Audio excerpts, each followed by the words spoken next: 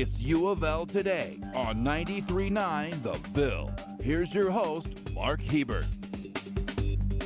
And welcome to U of L Today with Mark Hebert on 93.9 The Ville. Hope we're going to have an interesting show today. In the next half hour, we're going to be talking about research at the university, great students, all things good at the University of Louisville. So what have we got coming up on the show? Well, coming up a little later, have you thought about becoming a nurse? Maybe you're 40 years old working in a job you really don't like, but always wanted to try nursing, but you're worried that since you didn't have any schooling or training in healthcare, a nursing career was out of the question. Well, that is not true. A new master's program at U of L is just what you need, and we'll tell you all about it. We'll also talk to Megan Selden, who's a former Ballard Bruin and one of U of L's 14 Fulbright Scholars. But first, a couple of U of L geography professors have received a big grant to do some mapping in underdeveloped countries, but it's not the type of mapping you think of when you talk about a geography professor. It's human mapping. And joining me are Forrest Stevens and Andrea Gaughan from the Geography Department at the University of Louisville. Welcome. Thank you, Mark. Thanks for having us. All right. Well, let's talk a little bit about this project you two are working on. I call it human mapping. You can call it whatever you want. There's probably some better term for it. So tell us a little bit about this grant you've received and what you're going to be doing. The grant is given to us by the Bill and Melinda Gates Foundation, and the goal of it is to scale up some work that we've already been doing associated with a project called WorldPop. The goal is really to take census data, which is how we typically count where people are, and we do that by putting in a spot on the surface of the earth, and usually a box or a polygon or some area, and counting up the number of people in it.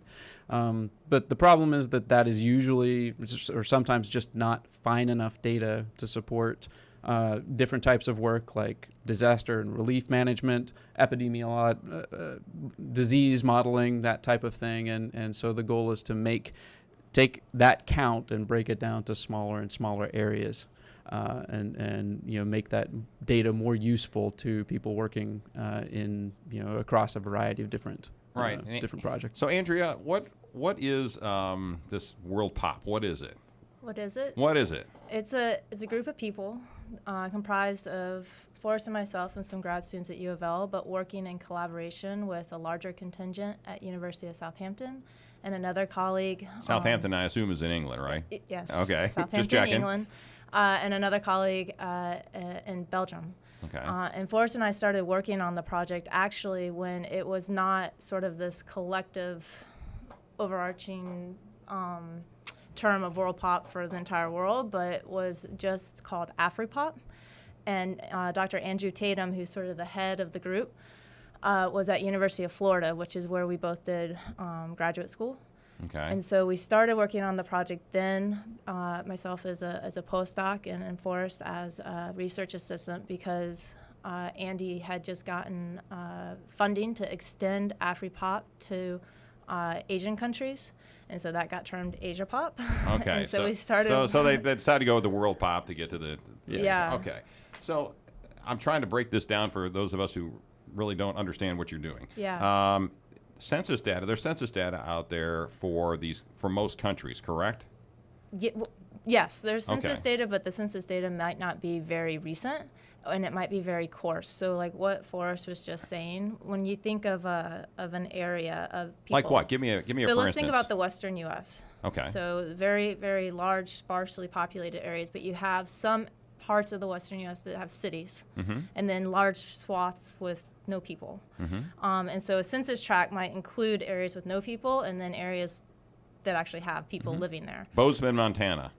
Okay. Yeah, something like that. And the WorldPop project will take that information that's contained. So in a census tract, if there's 100 people, for simplicity's sake, and 90 of those people live in that one little city area and 10 people are spread out in the other areas, then what the WorldPop project does is it creates a map that concentrates the people in the city area and distributes the other 10 people in the rest of the area, versus having just the census tract that says 100 people at this spatial resolution or like a coarser scale. You have a map that says there's 90 people in the densely quote unquote populated city area and 10 people spread out in the surrounding rural area. In this workforce that you're going to be doing to map this, what countries and what parts of the world are you concentrating on, and why are you looking in those areas? So previously, with the world under the World Pop umbrella, we've been mapping Africa, Asia, and South America, or Latin America. And with this new funding from the Gates Foundation, we're scaling that up to be a global product. So all countries will be covered and over a longer time period at annual sort of temporal resolution. So the idea is to provide a much more complete data set to support both the foundation's work and others. These data will be open and freely available. So in layman's terms, maybe it's to provide finer data for who's living in specific areas around the world. Is that correct? Is that a fair assessment? Yeah, that's better data than you'd get from a census data and from 10 years ago. Exactly. And as Andrea was saying earlier, the real problem with many census data sets and sources is that censuses haven't been done in a long period of time, or when they were done, there might be errors and inaccuracies. And in that case, some of this modeling will be able to fill gaps and increase our ability to actually estimate where people are at today and into the future. Because they may, since the census, they may have moved, or you've got a lot of. Look at what's happened in Syria. I mean, you've got a lot of people that are no longer in Syria. Yeah. So is that for instance? I think actually a good example of how the data can be used was a year ago now. There was a huge earthquake in Nepal, and we got asked to produce a updated data set of population. And so we took recent census data from Nepal, and we created new maps that showed where people were living. And then those data sets immediately were being distributed and used for disaster and relief efforts to identify concentrations of high population densities to distribute help and services after that earthquake. And so the data gets used like that all over the world. We're talking with Forrest Stevens and Andrea Gaughan from the University of Louisville, and they are geography professors, and they've got this project going on right now where they're and going forward where they're working for the Bill and Melinda Gates Foundation and doing some work for them on this human mapping. And just to follow up on what you said, Andrea, so really the idea is that you want to have the best information possible when there's a human disaster, a flood, a tornado, something like that, so you can quickly identify where are the places where the people are that need the help, so you don't spend your resources sending them to some place that there's nobody there anymore, right? Is that a fair assessment? That's a fair assessment, I think. I think you could call it, if you want, you can call it human population modeling, human population maps. Some of the other types of data that the World Pop Project produces is sex and gender specific maps. And those kind of maps where you can identify, say, children less than the age of 5 or elderly populations that are female or male, those kind of maps can be used in some of the eradication efforts for malaria and polio and the such that the Gates Foundation really want these annual time step maps for. So there's a lot of different type of applications that the maps can be used for. Does it go by area for us? Do you look at like a 100 square mile area in blocks? Is that how you define the populations in those areas, or how do you work? How do you do this technically? It's really driven by the census data itself, and we take those census counts, and within each census tract, is what we would call them in the U.S. But these administrative units where people are counted, we look at what is in there in terms of roads, road density, how much area within that is built up. Housing, exactly.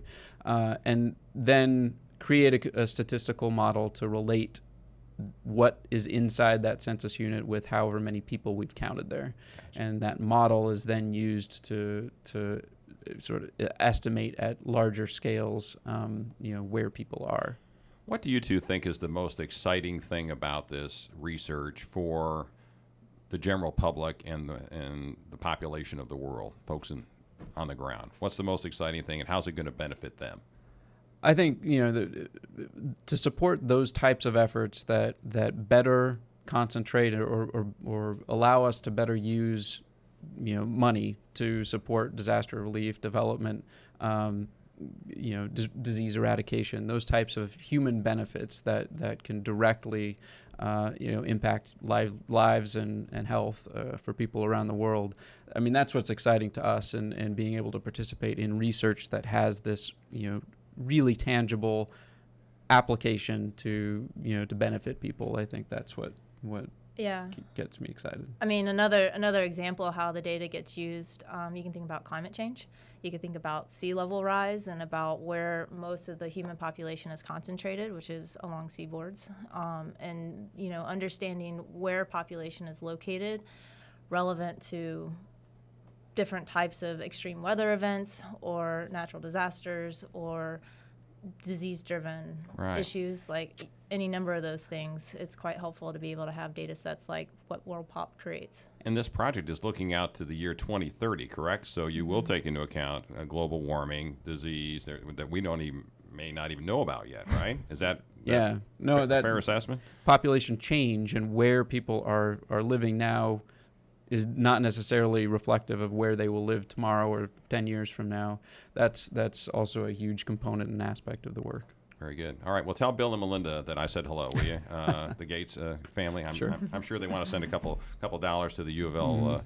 UofL Today with Mark Hebert if they want to sponsor my show. Okay. No problem. All right. Well, congratulations on the grant you got, and keep doing good work. With me now, two folks from the nursing program at the University of Louisville. Diane Schleboe, who is a professor and also a coordinator of the MEPN program, MEPN, and also Meredith McGrew, who is a student in the MEPN program, MEPN. And you were going to tell us what MEPN stands for, aren't you, Diane? I can certainly do that. MEPN stands for Master's Entry into Professional Nursing. And that's a program that we've started at the School of Nursing. All right. And you're the coordinator of that program. That is correct. And Meredith, you're a student. I am, yes. Correct. All right. Mm-hmm. So what does that mean? What is it, the Master's and Master's Entry into Professional Nursing program? What's the thing that makes that program any different than a different nursing program at UofL? Exactly. Our students who are admitted to our MEPN program are students that have degrees in other fields. So they have a bachelor's degree. Some of our students even have master's degrees.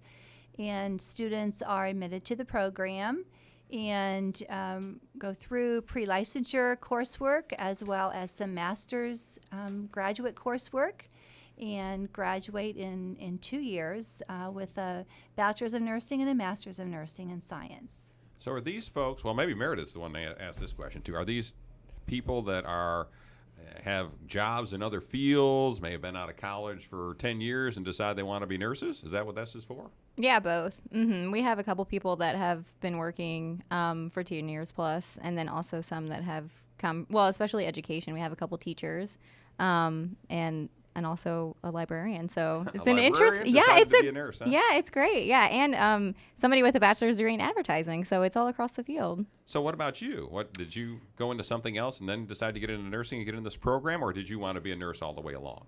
No. So I have a bachelor's degree from the University of Louisville in psychology, and I took some time off and served in AmeriCorps as well in Charleston, South Carolina, and that's where I really found my passion for service and wanted to meld that with a healthcare setting. So I really felt like I wanted to progress my education, and nursing was a great fit. So you come back to Louisville, you enroll in this MEPN program. Yeah. And were you able to meet the, I guess, whatever standards there are? Maybe Diane can talk about that. What do they have to be able to do before they get into this program, to enroll in this program, if anything? What is that? Sure. Yeah, there's a couple of prerequisites that I had to do before enrolling. So I had to take like another year's worth of school. So Diane, if you want to speak to the... But they have to have a bachelor's degree. Anything else that they need to do before they get in this 2-year program? Basically, it's an application process, and we review the applications. And as Meredith has said, our students will have a bachelor's degree in another field. Some have the master's,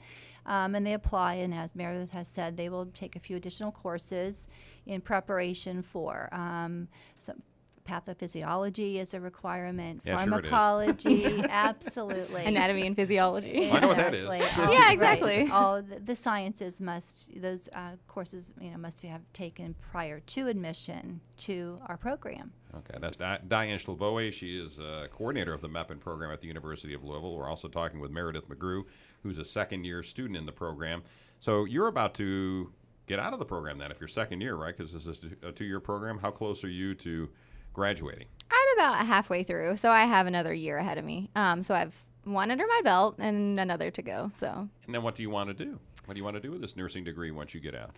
Good question. I'm interested in working in the hospital setting for a while, but I'd like to do more community work and use kind of the leadership component and research that's a big part of the MEPIN program. So it's definitely preparing nurse leaders in a different environment, and you have a lot more holistic understanding because of the master's courses, as you know, the way that the healthcare is as a whole. So. Right. And Diane, what do you find from most of these folks? Are they students who go directly from their bachelor's degree into this program, or is it mainly folks that have been out in the world like Meredith and then come back? Sure.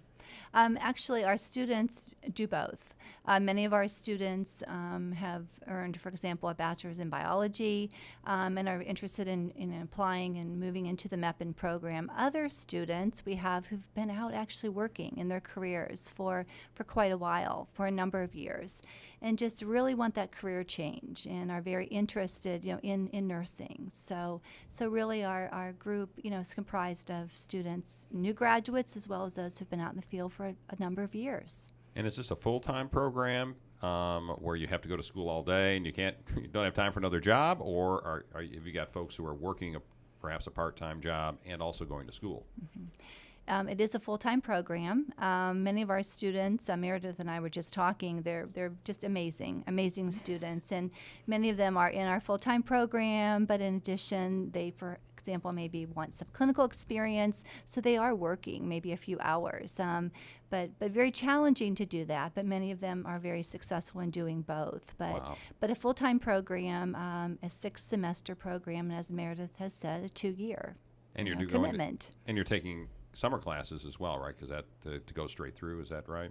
Yes. Taking summer classes? Yes. So you're looking forward to taking summer classes, or you just as soon have the summer off like you were when you were an undergrad? I am actually. This summer is going to be 2 of my biggest interests, which is community and psychology, psych nursing. So that's what my background's in. So I'm actually really excited for the summer.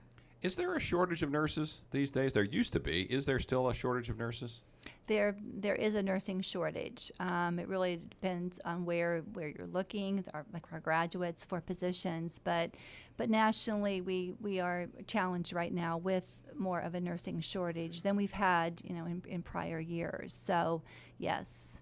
So when you have folks come back and say, I was working in a factory for 10 years, but I really want to be a nurse. So what should I focus on, and what should I aim for when I get out of this 2-year MEPIN program? Mm-hmm. What do you tell them? What are the particular fields in nursing where there are openings? Mm-hmm. Mm-hmm. I think for our graduates, they certainly, at time of graduation, will be eligible, and they will sit for the national licensure exam. So they will first take the NCLEX exam. And at that time, many of our graduates, I foresee, may want to get into practice, work in the healthcare system in various settings. It may be the hospital, it may be the community setting, but the program really, we prepare leaders in nursing practice. So we believe, again, Merit is part of our first cohort, but we believe that many of these students will move on and assume leadership positions in healthcare. How many students are in the program right now? We currently have 13 students who were admitted as our first cohort, and that was May of 2015. So this is a brand new program. Yes. Brand new program, and we will be admitting 30 students to begin in May 2016 in just a few weeks. So we are increasing our number because there has been very high interest in the program itself. Why do you think there's been such interest in the program? The University of Louisville, our program is the first in Kentucky to offer the master's entry program. So there is interest, and And Meredith and I were actually just talking about this, that many of our students have bachelor's degrees and really want to move forward in their career, and having a master's degree at time of completion is of interest to them. Mm-hmm. Meredith, with the 12 other students that you talked to, you said there was a librarian and some others. So I guess you get to talk a little bit about what your prior career was. Yeah. What do folks say and give as a reason that they said, I'm just going to give that up and I want to be a nurse? What is it? What are some of the interesting things that folks have told you? I guess like that question honestly doesn't come up that specifically. Really? Yeah, because we're all kind of there because we have this passion to kind of like help. I mean, it sounds generic, but to help others. And I think that in their previous careers, they were doing the same thing. But I think that nursing is a lot more promising because there's a lot more opportunity. I think the flexibility of nursing, you can work in a lot of different settings, a lot of different hours, and the pay is really great. And I think that attracts a lot of people, and they also get to serve other people in a way that they find interesting. And the thing about nursing is that there's always room for opportunity and growth and further knowledge. And so I think that attracts a lot of people as well. And what would you tell other potential students or other folks that are thinking about going on this track about the University of Louisville? I mean, this is a brand new program. I'm guessing there were probably some fits and starts in trying to get things together. What would you tell them about the program at UofL as you've seen so far? Yeah, we were actually just talking about this as well, because I feel like I'm in a unique position because I have experience from the University of Louisville as a bachelor's student. So I can say from my previous department to the nursing school is set apart in the sense that all of the professors care about their students. I've never met one that was unsupportive, that ever didn't answer a question, didn't answer an email. It's very different at the School of Nursing, and I think that is what really sets it apart. Even with fits and starts, it's really just the collaborative environment. They've asked us nothing but what our feedback is, how can we do better, and there's a lot of dialogue. Gotcha. All right, Diane, so if somebody wants to get a hold of you and sign up or enroll in the MEPIN program, how do they do that? Yes, I think they can certainly call the main number at the School of Nursing, and or email on the website. We have all of our contact information, so we welcome those questions and inquiries. All right, very good. And enrollment ends when for the coming fall semester? Mm-hmm. When does that close out? We are admitting students once a year. So we are admitting new cohorts that will begin in the summer of each year, which would be May. So the application process, begins really, we encourage our students to begin applying in the fall, right. With review of applications the early part of each year. All right, very good. Diane Schleboe, Meredith McGrew from School of Nursing, thanks for being on. Appreciate it. This year, UofL has 14 Fulbright Scholars. That ties the record we had back in 2010, 2011 of 14 Fulbright Scholars. They're a very prestigious scholarship for students who recently graduated from the University of Louisville. Very proud of them. And that number, 14, will likely make us among the top Fulbright-producing public institutions in the country this year. So I interviewed a number of our Fulbright winners, and here is an interview with one of them. With me now is Megan Selden. She is a Fulbright Scholar from the University of Louisville. Congratulations. Thank you. You got a big smile on your face for some reason. Why is that? I am so excited. I'm going to be working and living in Malaysia for 10 months, and I just cannot wait. Actually, last night I was going through all the local cuisine and looking at all the different types of food. It's really multicultural, so it just got a lot of diversity, and I'm super excited. Yeah. And what are you going to be doing in Malaysia? I applied for an ETA, which is English Teaching Assistantship. So I will be helping in a high school classroom teaching English. But part of applying for an ETA, they want you to do community outreach and really be an ambassador and be involved in the community. So I will be in rural Malaysia and working with hopefully a bunch of different farms, and really getting involved in the rural community. Malaysia is interesting because the capital city in Kuala Lumpur is really investing in technology, and even though it's agriculturally based now, there's a huge shift occurring to larger industry. And so the farming and different aspects of farming are sort of shifting to bigger companies. So it'll be really good to work with keeping sustainable practices and helping local farmers maintain their land and sort of stay in the business. It sort of sounds like the United States when farms started getting taken over by larger companies and those kinds of things. Yeah, exactly. So hopefully we can help them be a little bit better prepared and learn from our own processes and some of the countries that are already really developed and have huge agribusinesses. When you say you're going to be teaching at a school in rural Malaysia, what does rural mean? How small of a village or town are you going to be in? I don't know my placement yet, but on the application, one of the reasons actually I applied for Malaysia, it says there's no guarantee of electricity or running water. And I was so excited for it. I've worked on a few farms in the past and like I go without my phone for a few months or without internet for a few months, like in rural places. And I really love it. It's just like a simpler life and, you know, down to earth. I just want the listeners to understand, we're talking to, what are you, 21 years old? 22. 22 years old, and you're excited to be without your phone for 2 months? Oh, 10 months, yeah. I'm so excited, yeah. I don't think there's another 22-year-old in Louisville who would say those exact same words. I can't imagine it. I'm glad, I know, it works for me. It works. I'm happy to be the person that got the Fulbright then. What's your major, Megan? I'm a double major in English literature and humanities, and I also have minors in art history and history. Okay, so you've got 3 different degrees you're pursuing here, right? Yeah, a few, yeah. What do you attribute your ability to win this Fulbright to? Were there things at the University of Louisville that molded you and got you ready for this? Absolutely. Award?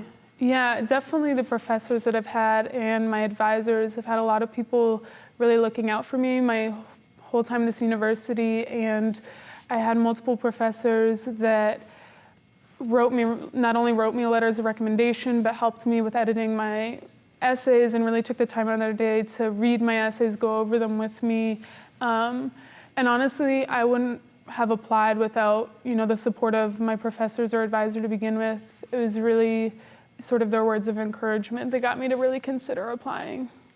Other than doing it without your phone for several months, what else are you most excited about going to Malaysia and this trip?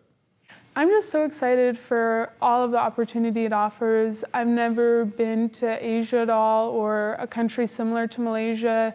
It's so multicultural. It has high populations of Indian, Chinese, Malay, like there are still people from Dutch and British colonial settlement. Mm-hmm. So it's super, super multicultural. They celebrate Buddhist, Hindu, Islamic holidays. All of them are considered national holidays because there are so many people of each religion. The food is just as diverse. I'm just so excited to really experience and get to be a witness to so many other people's lives. And what are you apprehensive about? Well, when I was first applying, I was really apprehensive. Just like 10 months in a different place is obviously going to be a bit of a shock. But at this point, I'm just accepting it. It's going to be an adventure. So I don't know. We'll just see as it goes. We'll see as it goes. It ought to be terrific. Yeah, it should be. And congratulations Thank again. you so much. All right, that'll about do it for our half-hour show here, UofL Today with Mark Hebert on 93.9 The Ville. And as we wrap this up, we always try and give a little bit of trivia or just a tidbit about the University of Louisville that you may like to know about. So it's our Did You Know segment for today. So did you know that members of the Brandeis School of Law's class of 2016 performed over 9,800 hours of public service? 6 graduating law students performed more than 300 public service hours apiece, including David Cutt, who had 716 hours of community service when he graduated from the law school. Very impressive. All right, you can find the podcast of this show on SoundCloud, Metro TV, and KET3. Carry the video versions of this program throughout the week. And I'll see you Monday morning on WHAS 11 on Great Day Live around 9:30 or so in the morning, where I'll have another story about something cool at the University of Louisville. So thanks for listening to UofL Today with Mark Hebert, and go Cards.